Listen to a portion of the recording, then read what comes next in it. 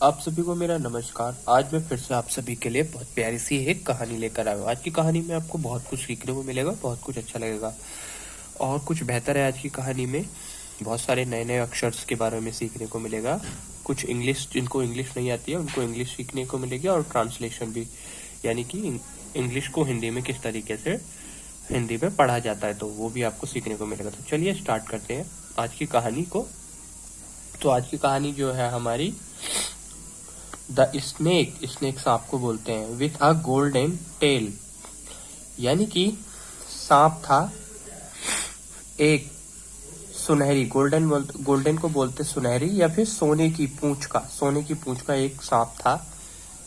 तो आज की कहानी हमारी इस पर है। तो कहानी को स्टार्ट करते हैं, चलिए। वंस अपॉन अ टाइम, यानी कि वंस को कहते हैं एक बार, अपॉन यानी पहले, तो एक बार एक समय पहले, अपॉन यानी पहले। So there lived a farmer in a village in Assam. तो देयर का मतलब होता है, वैसे इसका मतलब बताते नहीं है, लेकिन रहता था, इसका मतलब होता है वहां रहता था एक किसान एक गांव में। विलेज को कहते हैं हिंदी में गांव।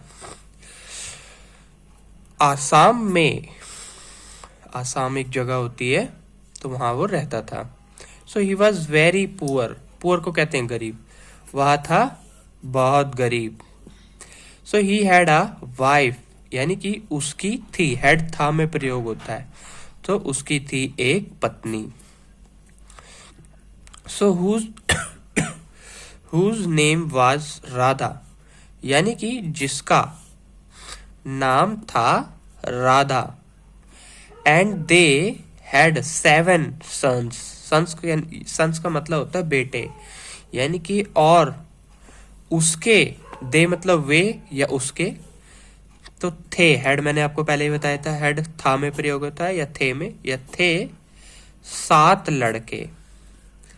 यहां तक तो यानी कि एक किसान था और उसकी एक वाइफ थी और उसके 7 लड़के थे और वो बहुत ज्यादा गरीब थे। यहां तक तो हमें बहुत अच्छे समझ में आ गया। चलिए आगे पढ़ते हैं।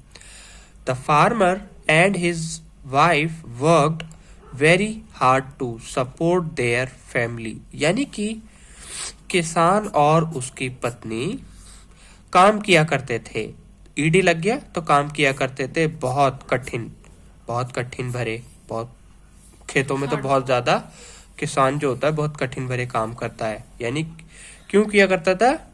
टू सपोर्ट, यानी कि सहायता को, टू सपोर्ट का मतलब सहायता को, अपने परिवार के लिए, अपने परिवार के लिए वह सहायता के लिए काम करता था, ताकि वह कुछ कमा सके और अपने परिवार का पालन पोषण कर सके, इसलिए वह खेतों में काम किया करता था।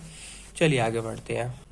सो एवरी डे का मतलब होता है हर रोज, every day from morning till evening, यानी कि हर रोज सुबह से शाम तक, टिल का मतलब होता है तक, इवनिंग यानी शाम, हर रोज सुबह से शाम तक।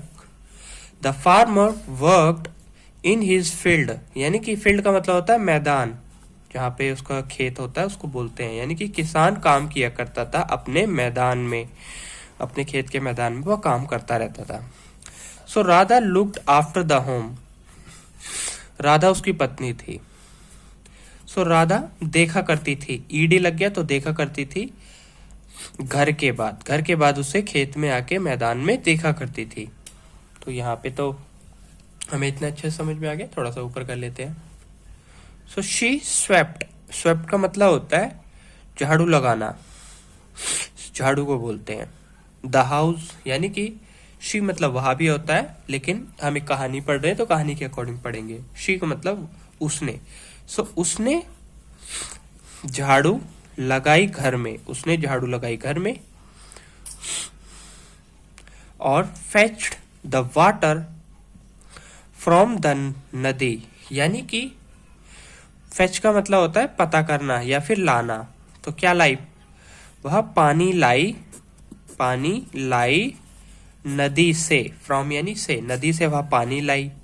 गैदर्ड का मतलब होता है इकट्ठा करना। फायरवुड जलने वाली लकड़ियां इन द जंगल, यानी कि जलने वाली लकड़ियां इकट्ठा करी जंगल में से, जंगल में से उसने जलने वाली लकड़ियां इकट्ठा करी। And cooked the food, sorry, and cooked food for the family, यानी कि और पकाया खाना, फूड यानी खाना, परिवार के लिए, फॉर यानी के लिए, परिवार के लिए उसने खाना पकाया, जलने वाली लकड़ियां इकट्ठी की और उसने लाई, फैच का मतलब होता है लाई, पानी नदी से, और उसने घर में झाड़ू लगाई, इतना काम उसने कर लिया। उसके बाद उसने क्या किया देखते हैं। But the 7 sons were the laziest, यानी कि लेकिन सातों लड़के थे आलसी, एकदम उनके अंदर आलसी पन भरा हुआ था और काम धाम करना होता था उन्हें, तो उनको बोलते आलसी। Young man ever born in this world, यानी कि जवान आदमी जन्म से इस दुनिया में वह जो जन्म से ही क्या थे, आलसी थे। So they did nothing at all to help, at all to help का मतलब होता है सभी मददों पर, यानी कि वो कुछ नहीं करते थे सभी सहायताओं पर। एट का मतलब होता है पर, ऑल यानी सभी, टू हेल्प का मतलब होता है सहायता, सभी सहायताओं पर मदद नहीं किया करते थे। इट डिड का मतलब होता है करना, तो नहीं करते थे। एदर का मतलब होता है बार बार। Either their father or their mother, यानी कि बार बार उसके पिताजी या उसकी मम्मी। Although the family was so poor, यानी कि हालांकि परिवार था बहुत, सो का मतलब तो भी होता है, सो का मतलब बहुत भी होता है, बहुत गरीब था परिवार। उसने कहा उसके पिताजी और उसके मम्मी पापा बहुत ज्यादा गरीब थे। सो दिस मेड, यानी कि उन्होंने बनाया, क्या बनाया था उन्होंने, खाना बनाया था, यहाँ पे लिखा हुआ था, अभी हमने थोड़ी देर पहले पढ़ा, पकाया था, उन्होंने खाना बनाया था, उन्होंने इतना कुछ किया था, हालांकि उनके परिवार जो थे गरीब से। So there mother very sad, यानी कि उनकी मम्मी थी उदास, उनकी मम्मी बहुत ज्यादा उदास थी। एंड शी प्रेड का मतलब होता है प्रार्थना करना, किसी से इच्छा करना होता है, तो प्रेड को बोलते हैं प्रार्थना करना। और वह प्रार्थना करती थी, ईडी लग गया तो था का प्रयोग होता है, तो ईडी प्रार्थना करती थी। टू गॉड, भगवान से। फॉर हेल्प, मदद के लिए, यानी कि उसकी मम्मी प्रार्थना किया करती थी भगवान से मदद के लिए, जो भी उनकी गरीबी थी वो दूर हो जाए, इस चीज के लिए, किसी भी चीज के लिए। पर देखते आगे किस चीज के लिए। ओ गॉड गिव मी अनदर सन, यानी कि अरे भगवान, बोलते ना अरे भगवान मुझे दो दूसरा लड़का। उन्होंने कहा मुझे दो दूसरे लड़के। अब क्यों ऐसा क्या? राधा प्रेड, यानी कि राधा प्रार्थना करती थी कि मुझे दूसरे लड़के दो।